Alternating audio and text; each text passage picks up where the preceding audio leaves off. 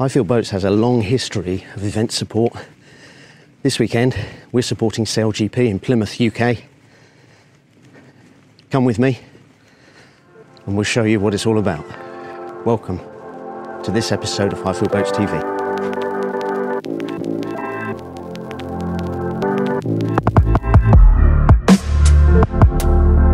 Firstly, we need to take this boat round to Plymouth, so today we're going to do a 55-mile delivery passage from Exmouth on the southwest coast of the UK around to Plymouth. We've got already a fleet of Highfield ribs on the water through our colleagues Plymouth Marine Centre, so we're going to do the offshore run first. This boat is perfect, it's absolutely perfect. Sport 760, look at it, what an all-rounder. Massive sun deck, amazing space on board. Like, I've got 2 paddle boards stored on the starboard side of the driving position. Look at the space, look at the layout. Ever reliable Honda 250. When we work on these events, you know, having a partner as reliable as Honda makes a big difference, because these key events, they need reliability. Before anything else, they need reliability, and Honda is the partner for that. Look at that rear bench, look at that picnic table, rear facing seat, fridge underneath. This boat is the perfect all-round family distance cruiser. 280 litre fuel tank, so it's got a range of 200 miles. We're going to do 50 of those this morning. Come with us.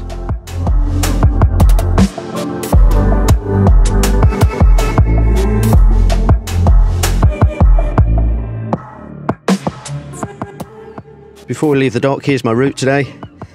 Weather conditions are pretty good. You need to be a little bit careful when you head round start point, but today I think the wind is light enough not to worry about it. So we're going to leave our departure point here at Exmouth. As you can see, I've got my AIS targets around me. Head round the headland, start point, past Torbay, past Dartmouth, past Salcombe, round into Plymouth Sound.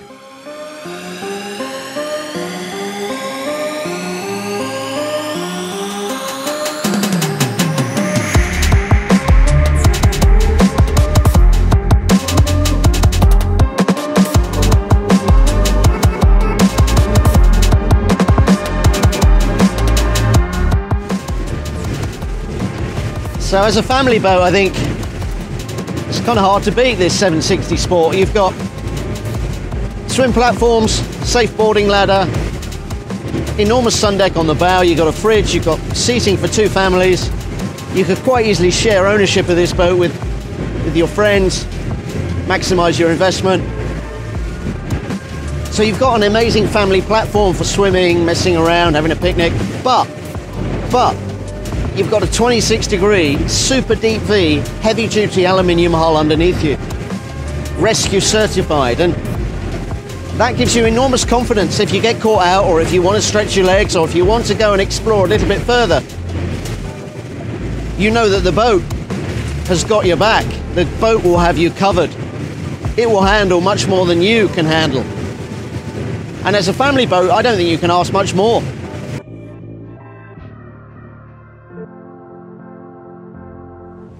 So cruising speed. A lot of people still ask, what's the top speed? How fast does the boat go? How fast does it go? How fast does it go? But actually, cruising speed is by far and away the most important speed when you're considering a purchase, especially now with the fuel prices the way they are. So we're cruising at 24 knots. We're burning about 1.2, 1.3 litres a mile. That's pretty much the sweet spot, the most efficient speed to run this hull at. You could push it up to 35, 40 knots. But pro rata, you're going to be burning 2 litres, 2.4 litres a mile if you really push these big V6 engines. So your fuel burn could double. And you can imagine that will have a big impact on the cost of your trip. So cruising speed is now the most important calculation when you're buying a distance boat like this.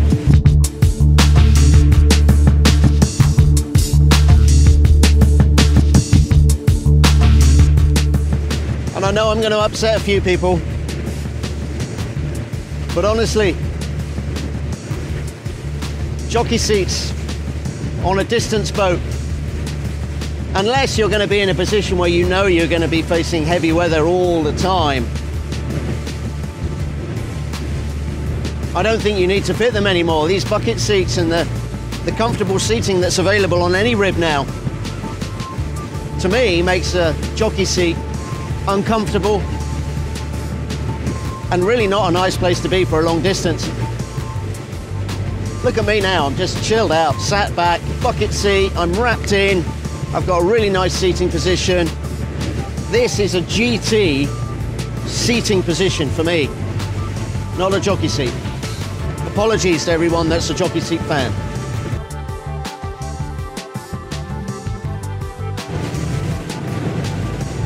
So we're crossing Start Bay now and I've come inshore. On my starboard side, we're passing Slapton Sands and Tor Cross, and this entire area in World War II was occupied by the American forces, and they used this area as a training base for the D-Day landings. And one of the most infamous events happened in this area, Operation Tiger. Germans intercepted communications. They knew that training operations was underway, and essentially they were waiting for the landing craft. Estimates are thousands of American servicemen killed in that attack. It was classified for many, many years, but in 1980s, they raised one of the lost American tanks, and that tank stands as a monument on the land there in Tor Cross. So that Operation Tiger and the personnel lost in that event is never forgotten. Again, on my starboard side, we're now passing the lost village of Hall Sands. A long story started a couple of hundred years ago, but the culmination of that was just over 100 years ago. The residents of the lost village spoke of a huge storm that blew up from the east, and they speak about waves that were crashing over their homes and coming in through their chimneys. And you can see there, the village is gone. One or two houses remain now, inaccessible to the public because they're too dangerous, but waves crashing over their homes. So that's it, we've just run 52, 53 nautical miles around from Exmouth to Plymouth.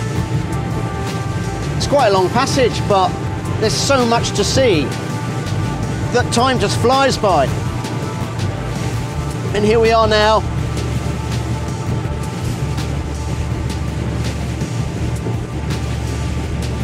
Passing the breakwater, heading into Plymouth. Famous Plymouth Sound.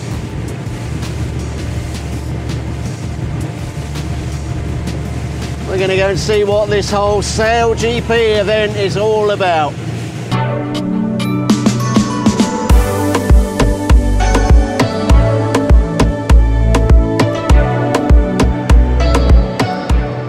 So arriving in the technical area now.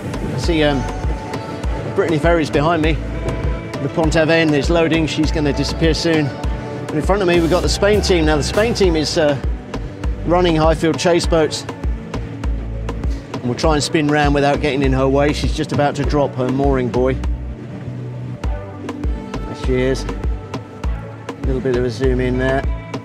So we've got two Highfields, one either side. You can see how much windage, even on a mooring buoy like this, they need those ribs there to hold her in position.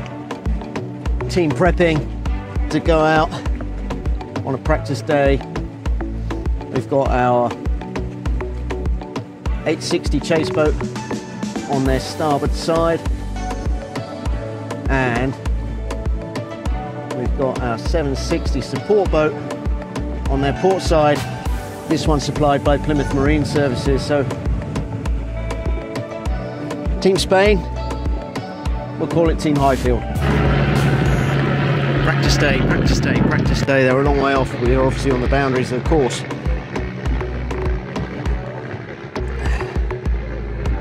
Helicopters up.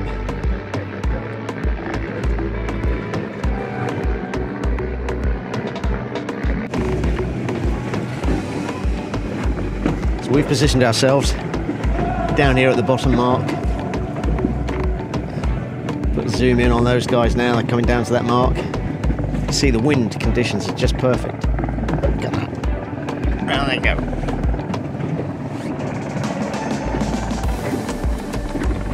New Zealand first place at the moment, followed by the Brits.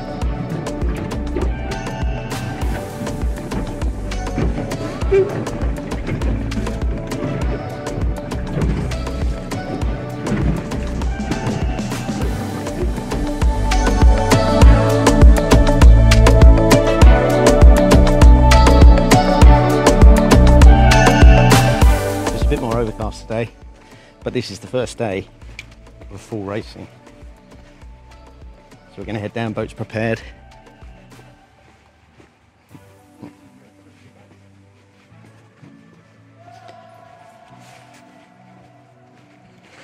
We're at Yacht Haven Quay dry stack here. Really nice facility. Simple launch recovery system. We've got the 760 waiting for us on the pontoon. All set. Wind is good wind forecast, building all day, so it should be seriously exciting. Look at this as we're walking along here. Patrol 860 with our colleagues at Sound Diving here in Plymouth. Getting ready for a day out diving. Probably heading out to the Eddystone Reef, about 12-13 miles offshore. Look at that, hard top. Really good dive platform.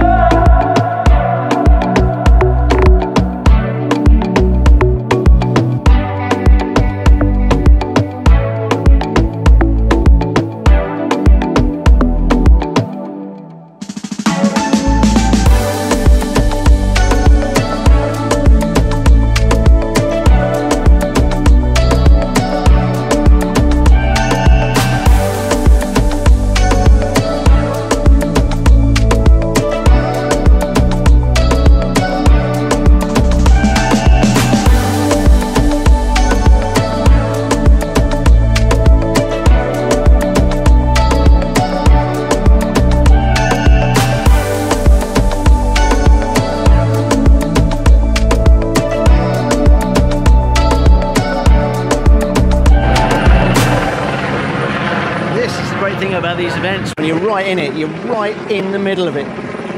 Never gets boring.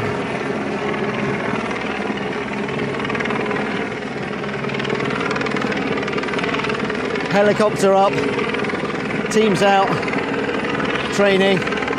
Get Team France out, Team Spain out, Team New Zealand out, Danes are out, the Brits are out, they're all out.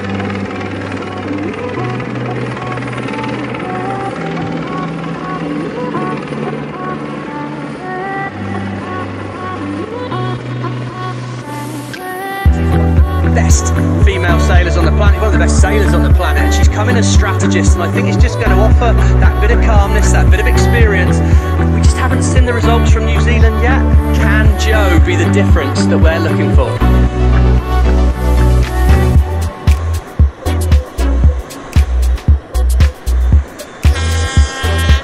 good to go now with New Zealand sitting on a 6th place in Bermuda and a 4th place in Chicago. This would be a nice time for them to turn things around here in Plymouth. New Zealand, they found themselves some space. They'll be looking for clear wind, trying to find the shortest distance to Mark 1. Here we go, coming in on the helicopter above the fleet. There's the start line, middle of screen, Australia and USA towards the right hand, downwind end of the start line.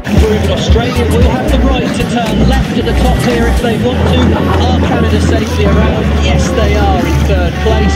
Australians, though, from the back of the pack up to 4th again. Harry Houdini, Tom Slingsby pulls it out of the bag. 500 meters ahead of the rest of the fleet on their way to a certain victory here in race number 3, which will give them a second, and a first. And it is Denmark, Canada.